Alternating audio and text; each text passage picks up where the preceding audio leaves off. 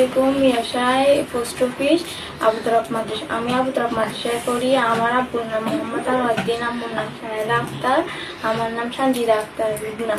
আমাকে কেউ জোর করে আনে না, আমি নিজের ইচ্ছে আসছি। আমাকে কেউ জোর জবরদস্তি করে না। আমাদের বিয়ে হয়েছে, দুজনের সম্মতিতে বিয়ে হয়েছে চট্টগ্রামপুর থেকে। আমার আব্বু আম্মু যেন শ্বশুর শাশুড়িকে হয়রানি না করে, আমার স্বামীকে হয়রানি না করে। আমি যে এখানে আছি ভালো আছি, আমার খোঁজ খবর না লাগবে না। আমার স্বামীর সাথে সুখে শান্তিতে আছি। আব্বুকে বলছি, ওনারা মেনে নিতেছে না, তাই আমি চলে আসছি নিজের ইচ্ছে। এখানে আছি ভালো আছি। আমি আমার আম্মুর সাথে 30 মিনিট কথা বলছি, সব কথা আমি খুলে বলছি আমার আম্মুকে। তাও কেন ওনারা আমার শ্বশুর শাশুড়িকে হয়রানি করতেছে, কেন পুলিশ দিয়ে আমাদেরকে বিরক্ত করতেছে।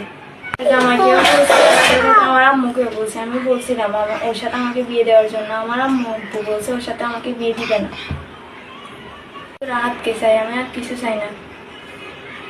3 তারিখ হওয়ার কথা ছিল, তাই আমি নিজের ইচ্ছে চলে আসছি।